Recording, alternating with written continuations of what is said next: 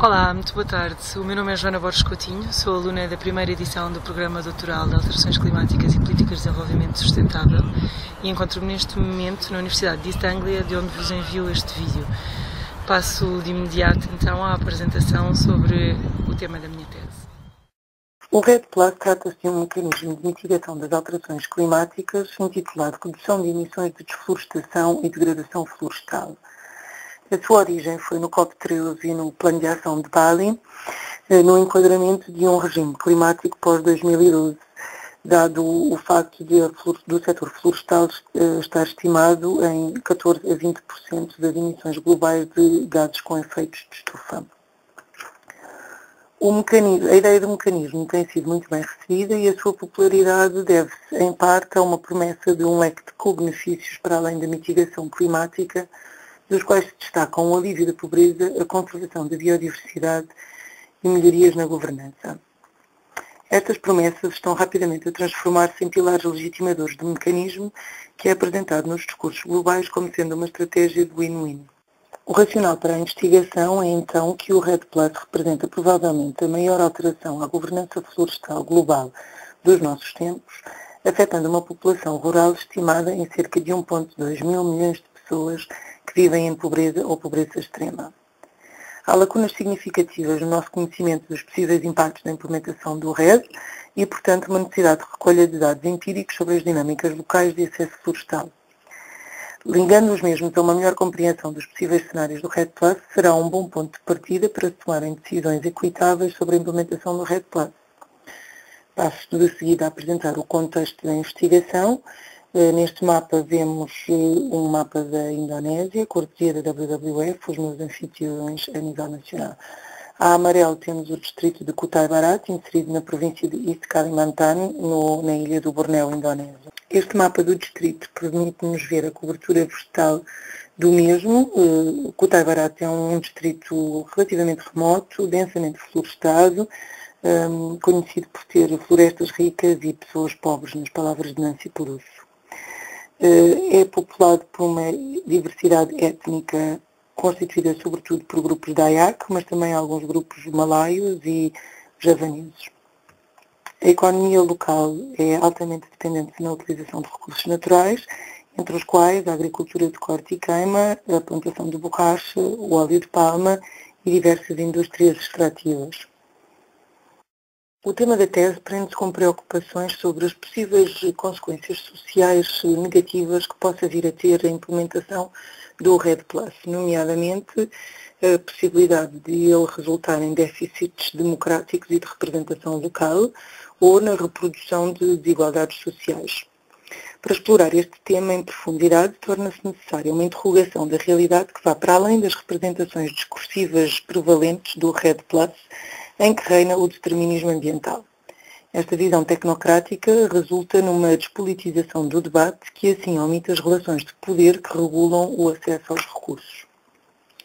Encontro, portanto, alguma utilidade e fundamentação teórica nas contribuições dos campos da ecologia política e geografia radical que se afastam das visões técnico-determinísticas do ambiente de que eu falava há pouco e que rejeitam um olhar malthusiano da degradação ambiental. Essa rejeição é feita a favor de uma visão politicizada em que os problemas ambientais são vistos menos como crises naturalísticas e mais como crises de governança. As questões ambientais são, portanto, fundamentalmente políticas, sendo de importância central compreender as relações sociais que produzem e reproduzem desigualdades, bem como prestar atenção ao conteúdo democrático de qualquer intervenção. Nas palavras de Harvey, tratam-se de problemas relacionados com poder, pobreza e desigualdade, e não com disponibilidade. Inspirada por estas contribuições alternativas, escolhi o conceito de acesso como central para o enquadramento teórico da minha investigação, por considerar que este pode ser uma válida contribuição ao alargamento e aprofundamento dos debates em torno do REDD+. O acesso é um conceito frequentemente mal interpretado, dada a fraca teorização do seu significado. Na minha análise, apoio-me na teorização oferecida por Ribot e Peluso. Os autores diferenciam entre acesso e propriedade, definindo o acesso como a capacidade de beneficiar de recursos, dando assim uma nova direção que se afasta das noções de direitos para noções de poderes, ou seja, fazendo notar que grupos de indivíduos beneficiam de recursos independentemente das formas socialmente reconhecidas de o fazer, tais como os títulos e direitos atribuídos por lei ou costume tradicional. Não quer isto dizer que os autores excluam relações de propriedade da análise e acesso, mas sim que alertam para o facto de estas não retratarem tudo o que se passa a nível da utilização de recursos.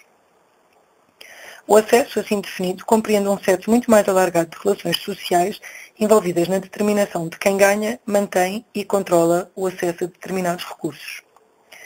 Assim sendo, a principal pergunta que guia a minha investigação é como e porquê poderão os diferentes cenários do REDD+ afetar a capacidade local de beneficiar das florestas. Esta pergunta é então subdividida em duas partes, a primeira das quais pergunta quais são os principais fatores que influenciam a capacidade local de beneficiar das florestas e a segunda, quais são os cenários possíveis para a implementação do REDD+ na Indonésia e de que forma é que estes lidam com os principais fatores que influenciam a capacidade de beneficiar das florestas. Passo então a apresentar de seguida a minha metodologia. Esta é alicerçada no realismo crítico, combinando conhecimento sobre factos biofísicos com representações de degradação ambiental. A utilização de uma metodologia mista que combina dados qualitativos e quantitativos. A metodologia tem uma abordagem de duas fases. Numa primeira instância é feita a recolha de dados a nível local para identificar as dinâmicas sociais locais e os fatores de mediação de acesso em torno dos recursos florestais. Posteriormente, esses mesmos fatores serão utilizados para testar e medir percepções de decisores políticos em relação a possíveis cenários de implementação do REDD na Indonésia e em Kutai Barat. Os métodos incluem observação direta, através de uma microetnografia baseada em 8 meses de trabalho de campo, complementada por inquéritos familiares que foram feitos a 168 domicílios da vila, representando cerca de 25% da população. E ainda cerca de 30 entrevistas não estruturadas ou semi-estruturadas. Finalmente, isto é complementado com uma metodologia de construção de cenários que está ainda em fase de desenvolvimento, pois os seus parâmetros de medição, conforme eu dizia há pouco, são baseados nos resultados do estudo local. Passo então a apresentar alguns resultados preliminares. O parentesco, a afinidade e a identidade social apresentaram-se como fatores importantes na atribuição e reconhecimento de direitos ao nível da comunidade e também nas relações sociais entre atores locais e de Estado. Não será talvez surpreendente este resultado, visto que a aquisição de terra nos sistemas tribais dos Dayakos do Bornéu se processa através de herança direta, sendo as transações comerciais quase inexistentes. Como tal, a indigeneidade torna-se um fator determinante no acesso a recursos florestais, sobretudo os que são mediados por mecanismos baseados em direitos. Este slot tribal, já abundantemente discutido na literatura antropológica do Bornéu, é gradualmente preenchido pelas etnias dominantes, cujas reivindicações ganham terreno e poder com a descentralização e o permear de discursos globais sobre direitos indígenas e indigeneidade, discursos esses que têm um elevado perfil no debate do REDD. Assim, em Melape, ser Dayak, e em particular Dayak Tunjung, é determinante no acesso que se tem a terras e áreas florestais. Não só foi isto evidente no dia-a-dia, mas também nas diversas entrevistas e no questionário, que revelou uma associação altamente significativa entre a etnia Tunjung e a posse de terra, utilizando um teste de associação Kruskal-Wallis, cujo intervalo de confiança era acima dos 99%. Em Melape, as traduções latorianas das políticas de florestação social são evidentes, sendo usadas para legitimizar práticas agrícolas e florestais em territórios oficialmente classificados como florestas estaduais. Outro exemplo bem marcado é o dos programas de reflorestação e aflorestação, ao abrigo dos quais os grupos produtores locais devem recuperar áreas florestais com plantio de espécies mistas nativas, quando o que na realidade está a acontecer é que estas cooperativas convertem toda a terra e ajudas financeiras em pequenas plantações de borracha, cerca de 1 hectare por membro, coisa que fazem com o aval dos agentes florestais distritais, fazendo, portanto, eles próprios parte da rede de tradutores das políticas nacionais e aumentando a capacidade de agência local. Nesta fotografia vemos alguns símbolos de identidade Dayak, como as longhouses ou as setas das zarabatanas envenenadas, e ainda esta senhora que trabalha rattan na produção de artesanato local. E aqui temos uma fotografia de uma plantação local de borracha, às quais os povos indígenas chamam de ATM Kampung, ou o Multibanco da Vila. Outras relações sociais de grande relevância são as que se prendem com as organizações não governamentais de conservação da biodiversidade. No caso de Melape, o principal ator é a WWF Indonésia, que será também quem implementará em primeira instância qualquer política do REDD+ na região. Os dados recolhidos revelam que a ONG tem um papel fundamental na distribuição de informação estatal acerca de programas florestais, na escolha de vilas contempladas para a atribuição de programas de florestação social e mesmo nos processos de decisão política a nível regional no que toca à gestão florestal e de recursos naturais. Ao nível das próprias comunidades, a ONG influencia decisões políticas locais que favoreçam a conservação da biodiversidade, em troca de disponibilização de recursos e apoio técnico sob as mais variadas formas.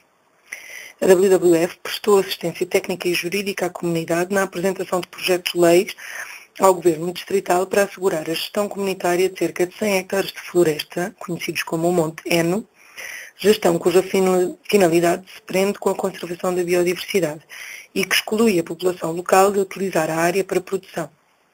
O projeto de lei foi aprovado e assinado em maio deste ano. A comunidade goza agora de um conjunto de direitos coletivos de jure sobre a floresta. Ao mesmo tempo, vários indivíduos perderam os seus direitos de facto sobre a mesma floresta. A informação recolhida vai de encontro à teorização de Ribot e Peluso, sobretudo no que diz respeito à discussão sobre a ambiguidade na atribuição e reconhecimento de direitos. Esta ambiguidade reflete-se de várias formas, das quais duas se destacam com maior relevância no contexto de Linhang-Melape. Por um lado, o pluralismo legal em que se vive, e por outro, os processos de descentralização em curso que atribuem poderes discricionários a atores estaduais locais, encorajando o desenvolvimento de relações e alianças que permitem favores e privilégios na ausência de direitos. Apesar do desequilíbrio de poderes que estas relações sociais apresentam, a verdade é que os mecanismos de acesso encontrados oferecem aos atores locais algumas opções para adquirir ou aumentar benefícios, e os utilizadores da floresta em Melape põem essas opções em prática, escolhendo cuidadosamente as alianças que formam e os fóruns em que apresentam as suas reivindicações. Esta é uma fotografia simbólica da assinatura oficial pelo regente distrital do Acordo de Gestão Comunitária da Floresta, a versão legal, estatal e moderna da sanção de direitos à floresta pela comunidade. E aqui temos a versão tradicional do mesmo reconhecimento, uma celebração em que os chefes tribais passaram a noite na floresta e de manhã levaram a cabo um ritual de bênção, pedindo aos espíritos da floresta que a proteja e a mantenha produtiva para a comunidade. Em sumário, portanto, a investigação debruça-se sobre o acesso local como uma ferramenta para pensar possíveis cenários de implementação do REDD+. Há uma utilização de metodologia mista, combinando estudos de acesso a nível local e ao nível de decisão política, e os resultados apontam para a importância de olhar para além dos direitos de propriedade na implementação do REDD+. O ignorar destas relações sociais mais alargadas numa futura implementação do REDD+, poderá significar um impacto marcadamente negativo nas comunidades florestais e pôr em causa o sucesso da intervenção e, com ele, o seu potencial de redução de emissões de carbono florestal. Deixo-vos com uma fotografia daquilo que ainda é a floresta do Brunel, na qual dependem centenas de tribos de aiapes.